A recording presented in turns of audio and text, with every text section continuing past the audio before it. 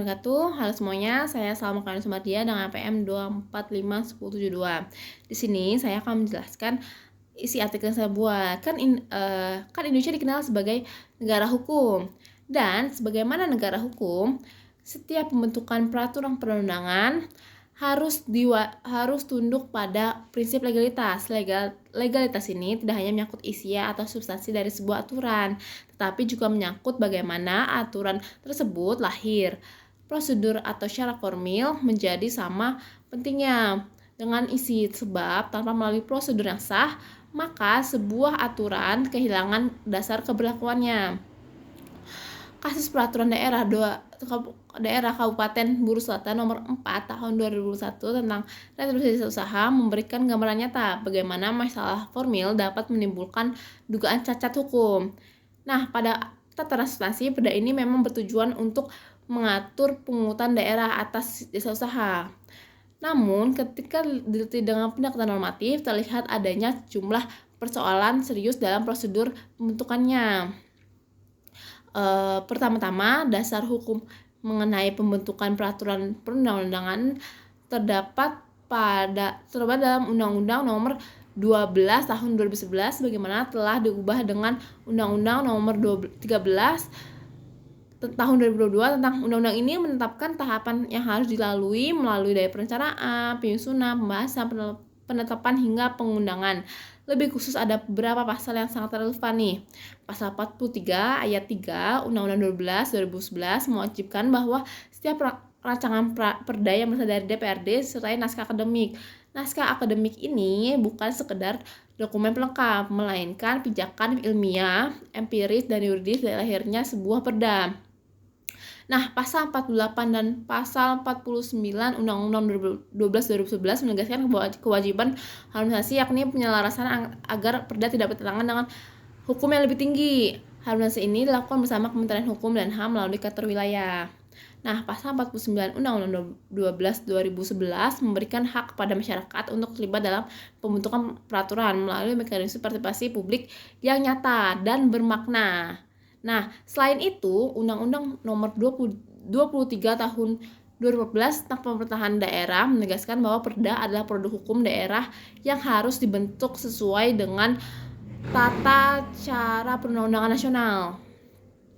Sementara itu, Undang-Undang Nomor 48 Tahun 2009 tentang kekuasaan kehakiman memberikan kewenangan kepada Mahkamah Agung untuk menguji peraturan perundangan di bawah undang-undang, termasuk peraturan daerah, baik secara material maupun formil. Nah, jurisprudensi juga perkuat pentingnya syarat formil.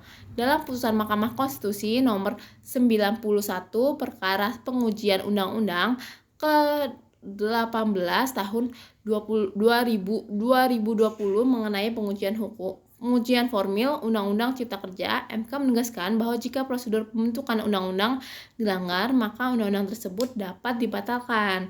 Meskipun putusan ini menyangkut undang-undang, prinsip yang sama berlaku untuk perda. Cacat formil atau cacat konstitusional yang bisa menggugurkan kekuatan hukum. Lebih jauh, Mahkamah Agung juga pernah membatalkan peraturan daerah dengan alasan formil. Salah satunya adalah Perda Kota Samarinda nomor 5 tahun 2011 yang dibatalkan karena tidak dilengkapi naskah akademik. Dari presiden ini terlihat bahwa MA konsisten memandang prosedur sebagai bagian esensial dari legalitas perda. Lalu, apa yang terjadi pada Perda Kabupaten Buru Selatan nomor 4 tahun 2021? Berdasarkan penelitian normatif, ditemukan 3 fakta hukum penting. Pertama, perda ini tidak disertai naskah akademik resmi.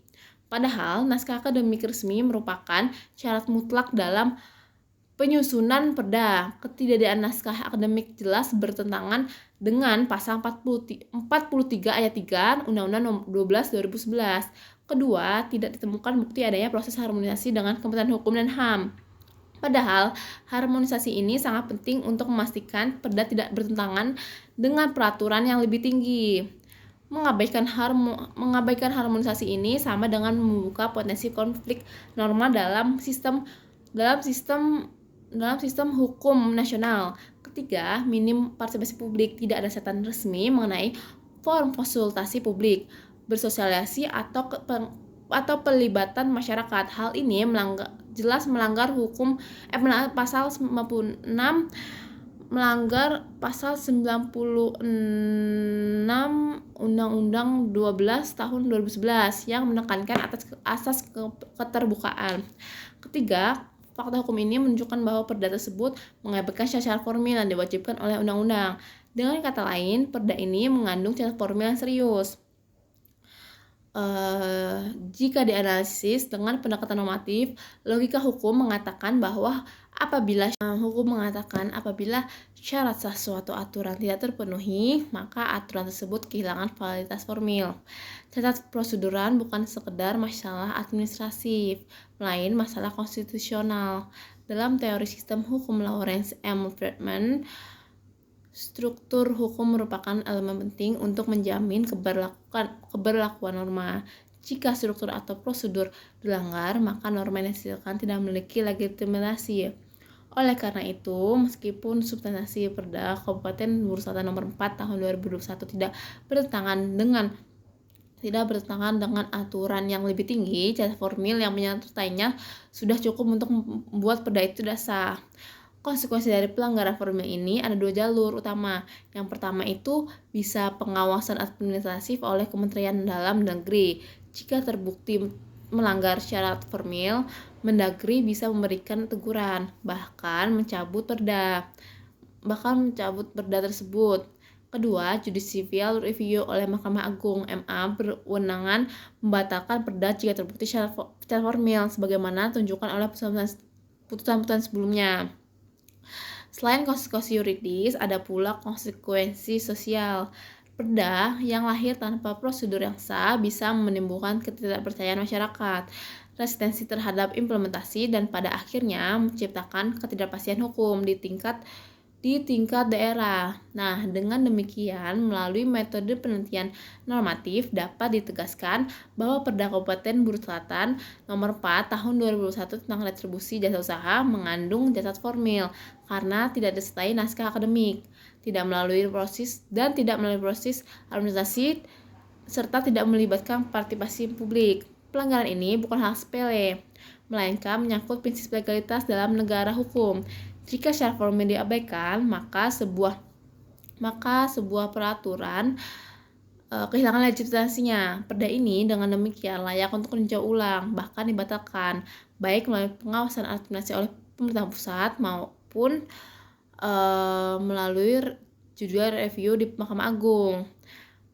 Pada akhirnya, kasus ini menjadi pengingat bahwa integritas prosedur adalah fondasi dari hukum yang sah. Tanpa prosedur yang benar, hukum kehilangan makna sebagai alat keadilan dan kepastian.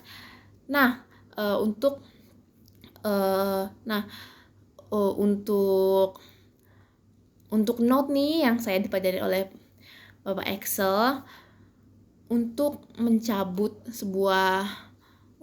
sebuah peraturan itu membutuhkan biaya yang banyak.